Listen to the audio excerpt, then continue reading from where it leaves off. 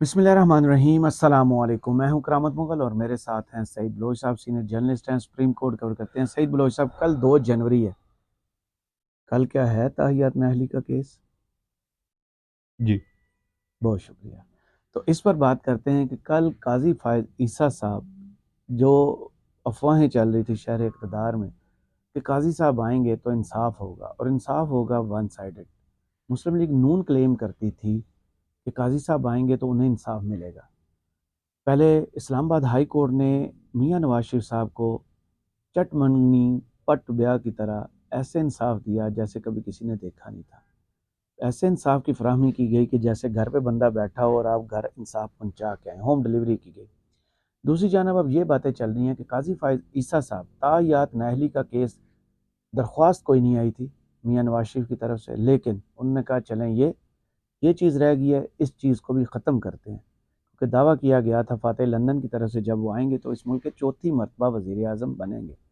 तो उस राह में जो हायल रुकावटें दो रह गई हैं, एक तो ताहियात नहली है और दूसरी है वो 50 रुपये का स्टाम्प, जो अदालत ने उन्हें 50 रुपये वापस करने हैं। इस ताहियात नहली के ख़िलाफ़ लाहौर में जब उनके कागजात नामजदगी दाखिल किए गए तो पहले तो ऑब्जेक्शन कोई नहीं आया। अब चौधरी इश्तियाक साहब कहीं से आए हैं, बिल्कुल सरसरी सी उनकी पार्टी है, उसका नाम भी नहीं है कोई ख़ास। वो कहते हैं कि ताहियात नहल हैं, इनके कागजात कैसे मंजूर हो सकते हैं। कल का केस जो है ताहियात नहली वाला, वो क्या ऐसे रस्मी कार्रवाई होगा? ये वाकई एक दफ़ा जो सादक और अमीन नहीं है आइन के अंदर लिखा हुआ है, वो गलत लिखा गया था, काजी साहब उसको दुरुस्त करने जा रहे हैं। बहुत शुक्रिया करामत मुगल साहब। देखें, मैं ज़रा वो एक खबर आई हुई थी तो मैं वो खबर फाइल कर रहा था। नहीं, आप मैंने कहा बहुत जब तक बिजी इंसान है, नहीं बड़ी नहीं शुक्रिया नहीं आपने टाइम देखें, दिया सर। आपका बहुत बहुत धन्यवाद। आप मुझे बतौर गेस्ट लेते हैं तो बाज़ मैं बात, बतौर क्योंकि दोस्त आपको लेता हूँ, बहुत गेस्ट बन गए साथ ही। सर वो आपने दोस्त बना के गेस्ट बनाए या गेस्ट बना के दोस्त बनाया, एक ही बात है। तो वो जी, मेरी कल असल क्या में एक सुप्रीम छोटी कोर्ट सी में? खबर आई थी तो मैं वो फाइल कर रहा था, जी, उसके लिए मैंने कहा आपसे माजरत कर लूँ अगर आपको बुरा नहीं लगा कोई हो। नहीं लगा, मैंने ओपनिंग ही लंबी कर ली थी। जी, जी। अब देखिए, मामला ये है कि सुप्रीम कोर्ट के बारे में ना जो सहूलतकारी का तासुर पैदा होता है ना, वो दर हकीकत इसी तरह के केसेस की वजह से पैदा होता है। सियासी अच्छा, केसेस। हाँ, ऐसे हमने सुना ये भी था कि आपको पता है कि दिसंबर के महीने में चीफ जस्टिस काज़ी फ़ायज़ ईसा साहब जो हैं वो काफ़ी ज़्यादा स्ट्रेस में लगते थे। तो किसी ने कहा जी कि कोई फ़रमाइशें हो रही हैं कि कोई केस-वेस लगाएँ, और फिर अचानक हमने देखा कि एक इंतखाबी उज़रदारी का केस था और उसमें जो उम्मीदवार थे उन्होंने मामला उठाया जी कि ताहयात नहली का जो मामला है वो सुप्रीम कोर्ट का फैसला इस हवाले से मौजूद है, जबकि दूसरी जानब रवां साल गुज़श्ता साल, अब तो गुज़श्ता साल जून के महीने में पीडीएम हुकूमत ने इलेक्शन एक्ट 2017 में तरमीम करके उसके अंदर इलेक्शन उसका सेक्शन गालमन बनता है 232, सेक्शन 232 है, जिसमें जो नहली की मुद्दत का तयन कर दिया गया और अब उसकी मुद्दत 5 साल के लिए कर दी गई है।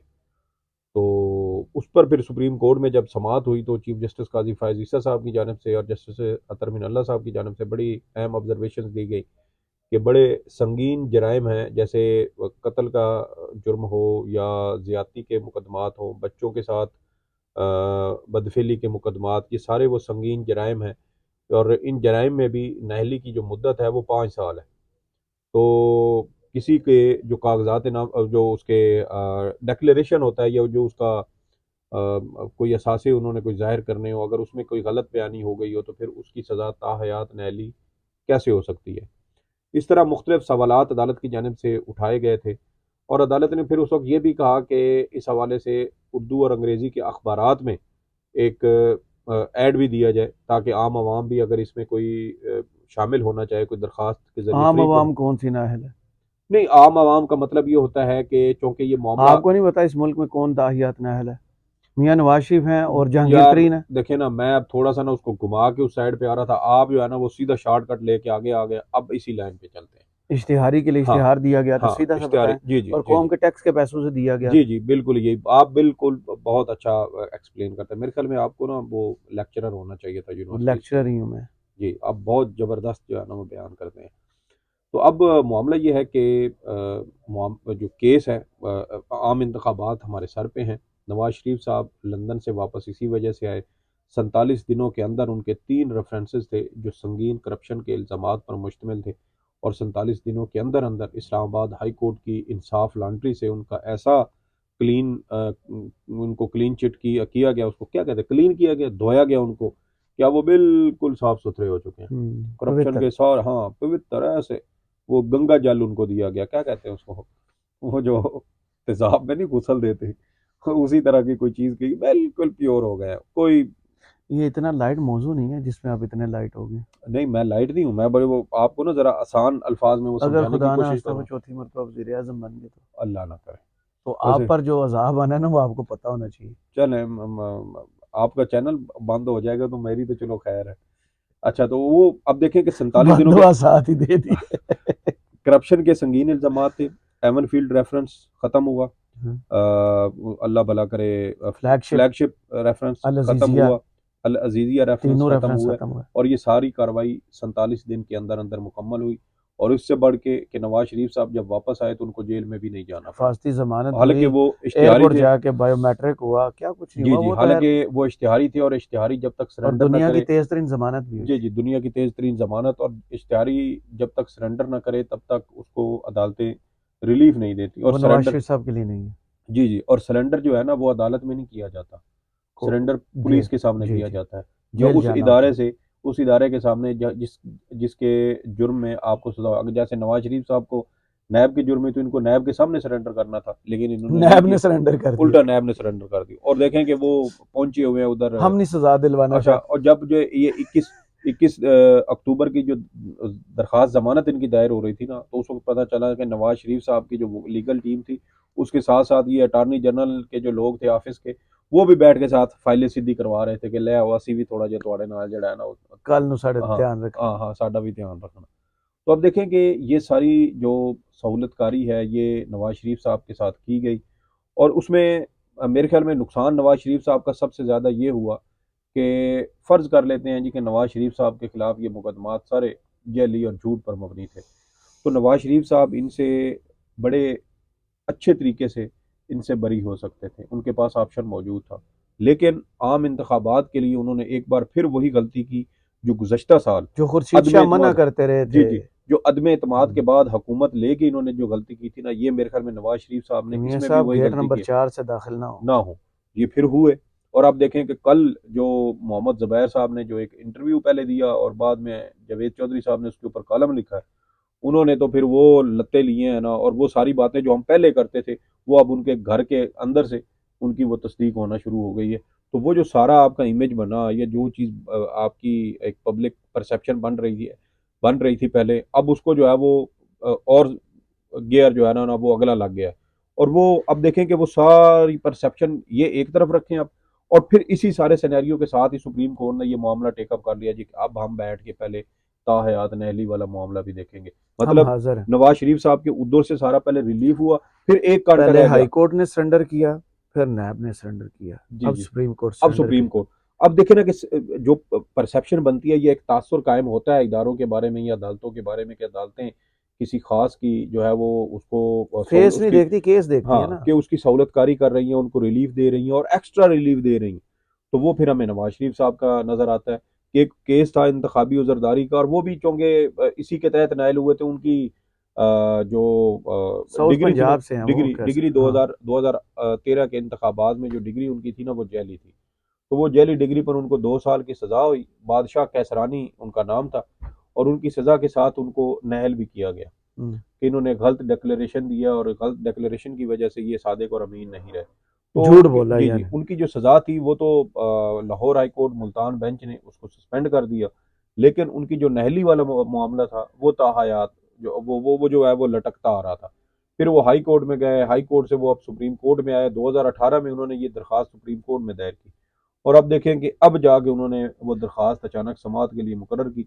और फिर उस समात के दौरान भी एक और चीज़ ये सामने निकल आई कि अब ये चूँकि इस हवाले से सुप्रीम कोर्ट का एक फ़ैसला भी मौजूद है कि अगर आइन में जो नहली की मुद्दत है उसका तयन ना किया गया हो तो फिर वो ताहयात कंसीडर होगी, और 62(1)(f) अगर आप पढ़ें तो उसके अंदर नहली की मुद्दत का तयन नहीं है। तो जो इस कि तरह सुप्रीम सुप्रीम कोर्ट ने, कोर्ट ने, हाँ जी जी, जी, फिर सुप्रीम कोर्ट ने इसके ऊपर उसकी तशरीह तशरीह की। की, और कहा कि जब नहली की मुद्दत का तयन नहीं होगा तो फिर वो ताहयात ही कंसीडर की जाएगी। और सुप्रीम कोर्ट के फैसले जो हैं ये इनको अमूमी ज़बान में ये कहा जाता है कि ये पूरा एक कानून होते हैं कि सुप्रीम कोर्ट जिस चीज़ के बारे में कोई फैसला किसी के खिलाफ देती है या किसी के हक में देती है तो वो एक तरह की कानून साजी है। फिर हमने ये भी देखा है कि जो भी हुकूमत वक्त हो वो सुप्रीम कोर्ट के इन फैसलों के तनाजुर में कुछ कानून साजियाँ भी कर देती है कि जी देखें ये एक मामला जो है ये सुकम का किसी पहले से मौजूद किसी कानून के अंदर या बिल्कुल एक नया कानून जो बिल्कुल पहली दफ़ा बनना है उस हवाले से ये चीज़ें मौजूद नहीं है तो फिर वो सुप्रीम कोर्ट के फैसले की रोशनी में एक पूरा एक कानून साजी की जाती है, बिल लाया जाता है और फिर इस तरह आगे वो सारे मामला चलाए जाते हैं। तो सुप्रीम कोर्ट का फैसला अपनी जगह मौजूद। फिर दूसरा ये है कि पीडीएम हुकूमत ने ये इनको कहा कि अगर हम इलेक्शन एक्ट के अंदर ही ये तयन कर दें तो नवाज शरीफ साहब का ये मसला ख़त्म हो जाएगा। तो अब इन्होंने जून में तरमीम की और उस तरमीम के तहत इन्होंने जो नहली की 5 साल मुद्दत की थी वो नहली 5 वाली साल ही कर दी। प्ली ली है जी, जी। जहांगीर तरीन ने कि जी, जी। मैं ताहियात नहले मुझे 5 साल के लिए जी, नहल जी। की और तो कानून साजी अब के तहत अब मेरी नहली खत्म हो जी, चुकी है। जी। तो अब देखें ना कि सुप्रीम कोर्ट में ये मामला आया तो सुप्रीम हम्म। कोर्ट ने वो टेक अप कर लिया। उधर से नवाज शरीफ साहब जो है वो इलेक्शन लड़ना चाहते हैं, इधर से सुप्रीम कोर्ट ऐसे जो सिनेरियो है वो टेक अप कर लेती है। तो फिर वो जो तासुर है कि अदालतों के लाडले हैं, रिलीफ मिल रहा है, इदारे इनके लिए हाथ बांध के खड़े हैं और अब मेरे ख्याल में वो जो 50 रुपए का स्टाम्प की हम बात करते थे ना कि वो अदालतों ने वापस करना, वो मेरे ख्याल में शायद अब शायद सुप्रीम कोर्ट से होगा। जी। और अब देखें कि कल इस केस की समाअत है। चीफ जस्टिस साहब इस बेंच की सरबराही करेंगे। 7 रुकनी ये बेंच है और इस बेंच को भी हम ख्याल बेंच जो है वो कह कौन कौन सकते हैं। शामिल है? जस्टिस नाम तो मंसूर अली बताए ना। Shah, justice Yahya Afridi, justice Aminuddin Khan, justice Jamal Mandokhail, justice Mohammad Ali Mazhar और जस्टिस मुसर्रत हिलाली। अतर मिल्ला साहब किधर गए? अतर मिनल्ला साहब चूंकि हम थोड़े ख्याली ही से निकल गए। हाँ वो असल में सच थोड़ा ज्यादा बोलने लग गए थे तो इस वजह से नहीं, मेरे वो तो ख्याल में उनको सरदार बेंच से तारक ने निकाल भी दिया। 2 केसेस में बोला, मंसूर अली शाह साहब ने भी बोला उनसे नाराज नहीं है। नहीं असल में मैंने अब देखें हमने एक शायद वीलॉग में ये बात भी की थी पिछले हफ्ते कि जस्टिस अतर मिनल्ला साहब मुख्तलिफ मौके पर चीफ जस्टिस काजी फायज ईसा को बड़ा सपोर्ट करते रहे, सहारा देते रहे और प्रैक्टिस ख़ास एंड तौर पे प्रोसीजर बिल में देख लें आप, जी, जी, प्रैक्टिस एंड जहाँ से प्रोसीजर। बुनियाद बनी अब जी, नई जी। सुप्रीम कोर्ट की। जी, जी और दूसरा देखें कि जब ये फैज़ाबाद धरना केस वाला वो नज़रसानी केस चल रहा था तो उसमें भी उसमें शहबाज शरीफ साहब को नोटिस हो गए। जी, जी, उसमें वो उनको बुलाया गया है। उसमें हुँ। अब देखिए कि जब ये अबसार आलम साहब वाले वो मामला चल रहा था तो उस वक़्त चीफ जस्टिस काज़ी फ़ायज़ ईसा साहब ने कहा था कि आपकी दरख़्वास्त जो है ना वो ओहदे पर बहाली के लिए दोबारा चेयरमैन पैमरा के लिए वो अदम पैरवी की वजह से खारिज हुई है। अगर आप बहाल कहें होना हाँ, चाहते हैं। अगर आप कहें तो हम इस हवाले से मुनासिब हुक्म जारी कर देते हैं। तो उस पर जस्टिस अतर मिनल्ला ने फ़ौरन चीफ जस्टिस को टोका था और कहा था कि जो काम सुप्रीम कोर्ट बराह रास्त नहीं कर सकती, वो इनडायरेक्टली भी नहीं कर सकती। यानी कि जो काम डायरेक्ट नहीं कर सकते हम, वो इनडायरेक्ट भी नहीं कर सकते। तो उसके ऊपर फिर चीफ जस्टिस जो है वो फ़ौरन उनको सुबकी का सामना करना पड़ा और इस तरह जो नाराज़गी शुरू हो अबसार गई। आलम साहब हैं, उनका वो जो एक रास्ता खुल रहा था, वो दरवाज़ा फिर पक्का-पक्का वो दीवार चुंधिया दी और पलिस्तर-शलिस्तर मार के ख़त्म। इसी तरह 1-2 और केसेज़ में भी यही हुआ कि जस्टिस अतर मिनल्ला साहब ने कोर्ट के अंदर चीफ जस्टिस काज़ी फ़ायज़ ईसा की खुल उनसे के इख्तलाफ मुखालफत की। करने वाले इख्तिलाफ जजों के बिल्कुल, खिलाफ तो बिल्कुल और देखें कि उसके सुप्रीम ब जुडिशल काउंसिल में शिकायतें भी आ जाती हैं, जी, फ़ौरन जी। सुनी भी जाती तो हैं और ये इस वजह से हाँ, और कल इस ये 7 रुकनी लार्जर बेंच है। हस्बे तवक्को हमें पहले ही पता है कि ये इसका मुमकिना फ़ैसला क्या होगा। 6 सिर्फ़ सिफ़र। हाँ, नहीं 6-0 नहीं 7-0 7-0 से आने का इम्कान है।